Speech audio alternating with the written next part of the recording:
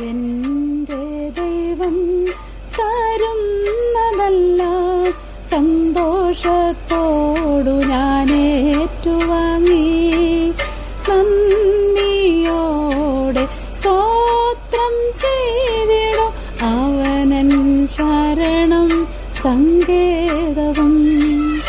എന്റെ ദൈവം തരുന്നതല്ല സന്തോഷത്തോടു ഞാൻ ഏറ്റുവാങ്ങി നന്ദിയോടെ സ്തോത്രം ചെയ്തിടും അവനൻ ശരണം സങ്കേതം. സുഭാഷിതം.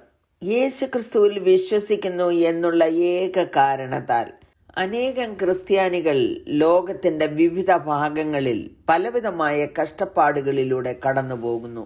അവരെയും കൂടെ ദീർഘദൃഷ്ടിയാൽ കണ്ടുകൊണ്ടാണ് അപ്പോസ്തലനായ പത്രോസ് പരിശുദ്ധാത്മാവിൽ വിളിച്ചു പറഞ്ഞത്, ക്രിസ്തുവിന്റെ കഷ്ടങ്ങൾക്ക് പങ്കുള്ളവരാകും തോറും സന്തോഷിച്ചുകൊള്ളുവീൻ. അങ്ങനെ നിങ്ങൾ അവന്റെ തേജസ്സിന്റെ പ്രത്യക്ഷതയിൽ ഉല്ലസിച്ച് ആനന്ദിപ്പാൻ ഇടവരും. But rejoice inasmuch as you participate in the sufferings of Christ, so that you may be overjoyed when his glory is revealed. 1 പത്രോസ് 4:13.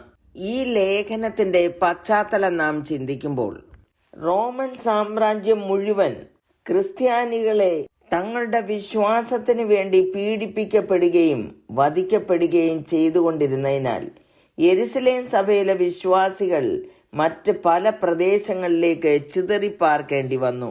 പീഡനം അനുഭവിക്കുന്ന ക്രിസ്ത്യാനികളെ വിശ്വാസത്തിൽ നിലനിർത്തുന്നതിന് വേണ്ടി പ്രോത്സാഹിപ്പിച്ചെഴുതിയ ലേഖനമാണ് പത്രോസിന്റെ ലേഖനങ്ങൾ. എങ്കിലും പീഡനം അനുഭവിക്കുന്ന എല്ലാ കാലത്തുമുള്ള വിശ്വാസികൾക്ക് ഇവ പ്രചോദനവും ധൈര്യവും പകരുന്നു. ഈ വാക്യം വളരെ ലളിതമായി ചിന്തിച്ചാൽ ഇന്ന് ക്രിസ്തുവിന്റെ കഷ്ടപ്പാടുകളുമായി നാം എത്രത്തോളം ബന്ധപ്പെട്ടിരിക്കുന്നുവോ അത്രത്തോളം അവിടുത്തെ വരവിൽ നാം സന്തോഷിക്കും. ക്രിസ്തുവിന്റെ കഷ്ടപ്പാടുകൾ ക്രൂശ് മരണത്തിലാണ് എത്തിപ്പെട്ടത്. നാം ആരും ക്രൂശ് മരണത്തിലേക്ക് എത്തുന്നില്ല. അപ്പോൾ ക്രിസ്തുവിന്റെ കഷ്ടപ്പാടുകളിൽ പങ്കുചേരുക എന്ന് പറഞ്ഞാൽ എന്താണ് മനസ്സിലാക്കേണ്ടത്? ലോകവുമായി അനുരൂപപ്പെട്ടു പോകുന്ന ക്രിസ്ത്യാനികൾക്ക് പീഡനങ്ങൾ ഉണ്ടാകാറില്ല. യഥാർത്ഥമായി ക്രിസ്തുവിനെ അനുകരിക്കുന്നവർ ലോക മനുഷ്യരിൽ നിന്നും വ്യത്യസ്തരാകിയാൽ പീഡനം അവനോടൊപ്പമുണ്ട്. യേശു കഷ്ടപ്പെട്ടത് ജനത്തിലേക്ക് എത്തിച്ചേരുവാനാണ്. യേശുവിനെ മനുഷ്യ ഹൃദയങ്ങളിലേക്ക് എത്തിക്കുക എന്നുള്ളതാണ് ക്രിസ്ത്യാനിയുടെ പരമമായ ദൗത്യം. മറ്റുള്ളവരിലേക്ക് സുവിശേഷം എത്തിക്കുന്നതിനോ ശിഷ്യരാക്കുന്നതിനോ വേണ്ടി നാം ത്യാഗങ്ങൾ ചെയ്യുമ്പോൾ നാം അവിടുത്തെ കഷ്ടപ്പാടുകളിൽ പങ്കുചേരുന്നു. യേശു ശാരീരിക വേദന അനുഭവിച്ചു. കുരിശിന്റെ വേദന ആത്മീയവും മാനസികവുമായ ഏറ്റവും വലിയ വേദനയായിരുന്നു. സുവിശേഷത്തിനായി നിലകൊള്ളുന്നവരുടെ ജീവിതത്തിൽ ഇങ്ങനെയുള്ള അനുഭവങ്ങൾ ഉണ്ടാകും. യേശു ശിഷ്യന്മാരോട് പറഞ്ഞത്, ഒരുവൻ എന്നെ അനുഗമിപ്പാൻ ഇച്ഛിച്ചാൽ അവൻ തന്നെത്താൻ ത്യജിച്ച് തന്റെ ക്രൂശ് എടുത്തുകൊണ്ട് എന്നെ അനുഗമിക്കട്ടെ എന്നാണ്. അവർ എന്നെ ഉപദ്രവിച്ചു എങ്കിൽ നിങ്ങളെയും ഉപദ്രവിക്കും എന്ന് പറഞ്ഞു. യേശുവിനെ പ്രസംഗിച്ചു എന്ന കാരണത്താൽ സ്തേഫാനോസിനെ കല്ലെറിഞ്ഞു കൊന്നു. തുടർന്ന് യെരുശലേമിലെ സഭയ്ക്കെതിരെ വലിയ പീഡനമുണ്ടായി.